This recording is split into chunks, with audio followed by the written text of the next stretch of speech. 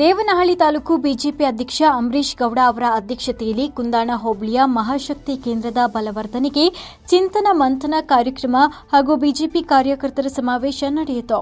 ಅಂಬರೀಶ್ ಗೌಡ ಮಾತನಾಡಿ, ಪ್ರಧಾನಿಗಳು ಸ್ವಾರ್ಥವಿಲ್ಲದೆ 24 ಗಂಟೆ ಹಾಗೂ ಒಂದು ದಿನ ರಜೆ ಪಡೆಯದೆ ದೇಶಕ್ಕಾಗಿ ದುಡಿಯುತ್ತಿದ್ದಾರೆ. ನಾವು ನಮ್ಮ ಕ್ಷೇತ್ರದಲ್ಲಿ ಬಿಜೆಪಿಯನ್ನು ಬಲಪಡಿಸಲು ಕಾರ್ಯಕರ್ತರು ಹೆಚ್ಚು ಸಜ್ಜಾಗಿ ರಾಜ್ಯ ಸರ್ಕಾರ ಜನರನ್ನ ಗ್ಯಾರಂಟಿಗಳನ್ನು ನೀಡಿ ಸೋಮಾರಿಗಳನ್ನಾಗಿಸಿದೆ. ಅದನ್ನು ಸರಿಯಾದ ಸಮಯಕ್ಕೆ ನೀಡ್ತಾ ಇಲ್ಲ ಅಂತ ತಿಳಿಸಿದರು. ಬಿಜೆಪಿ ಮುಖಂಡ ಬಿಕೆ ನಾರಾಯಣಸ್ವಾಮಿ ಮಾತನಾಡಿ, ಡಿಕೆಶಿ ಗ್ಯಾರಂಟಿ ಯೋಜನೆಗಳ ಬಗ್ಗೆ ಕೇಳಿದ್ರೆ ನಾವು ಕೊಡ್ತೇವೆ ಎಂದಿದ್ದೇವೆ, ಪ್ರತಿ ತಿಂಗಳು ನೀಡ್ತೇವೆ ಅಂತ ಹೇಳಿದ್ದೀವಾ ಎಂದು ಉಡಾಫೆಯಾಗಿ ಉತ್ತರ ನೀಡ್ತಾರೆ. ಪಹಲ್ಗಾಮ್ನಲ್ಲಿ ನಡೆದ ಘಟನೆಗೆ ಕೇವಲ 24 ಗಂಟೆಯೊಳಗೆ ಪ್ರತಿಯುತ್ತರ ನೀಡಿದರು. ಅಂತಹ ನಾಯಕತ್ವ ಅಗತ್ಯ. ಅಂಬೇಡ್ಕರ್ ಹೆಸರನ್ನು ರಾಜಕೀಯಕ್ಕೆ ಮಾತ್ರ ಬಳಸಿ ದಲಿತರ ಮತ ಕದಿಯುತ್ತಿದ್ದಾರೆ ಕಾಂಗ್ರೆಸ್ ಅವರು ಎಂದು ಸೇರ್ಪಡೆಯಾಗುವ ನಾಯಕರು ಮುಂದಿನ ದಿನಗಳಲ್ಲಿ ಬಿಜೆಪಿ ಪಕ್ಷದಲ್ಲೇ ಉಳಿಯಬೇಕು ಅಂತ ಕರೆ ನೀಡಿದರು.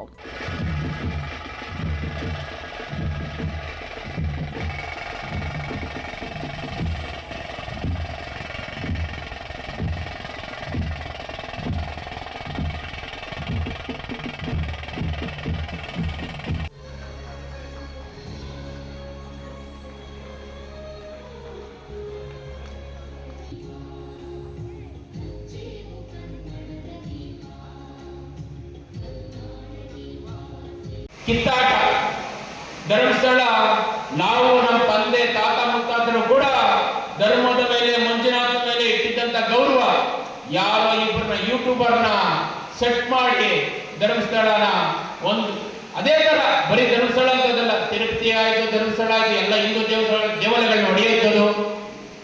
ಈಗ ಜಾತಿ ಗಣನೆ ಬಂದಿದೆ. ನೀವೊಂದು ಚೂರು ಯಾಮಾದ್ರೆ ಯಾವ ಮತಕ್ಕೆ ಸೇರಿಸ್ತಾರೆ ಅಂತ ನಿಮಗೆ ಗೊತ್ತೇ ಇರಲ್ಲ.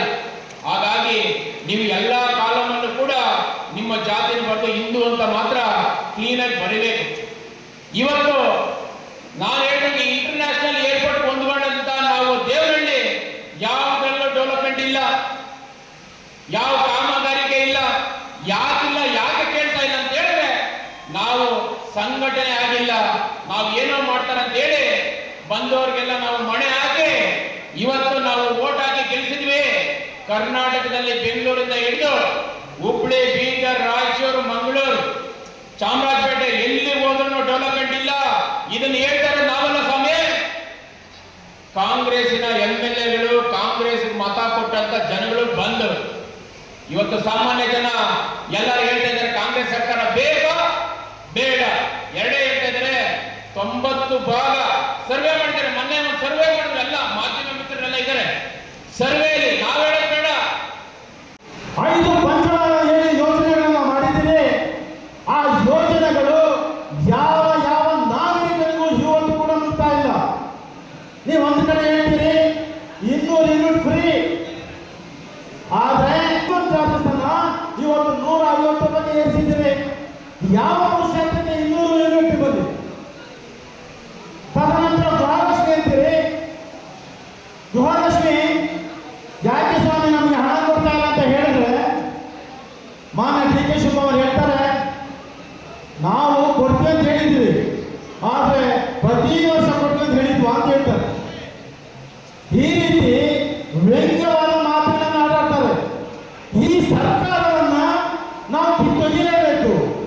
ಆ ಸರ್ಕಾರವನ್ನು ನಾವು ಕಿತ್ತೊಗಿಬೇಕಾದ್ರೆ ನಮ್ಮ ಸಂಘಟನೆ ಬಹಳ ಮುಖ್ಯವಾಗಿರಬೇಕಾಗ್ತದೆ ಬಂಧುಗಳೇ. ವರದಿ ಅಕ್ಷಯ್ ವಿ, ದೇವನಹಳ್ಳಿ.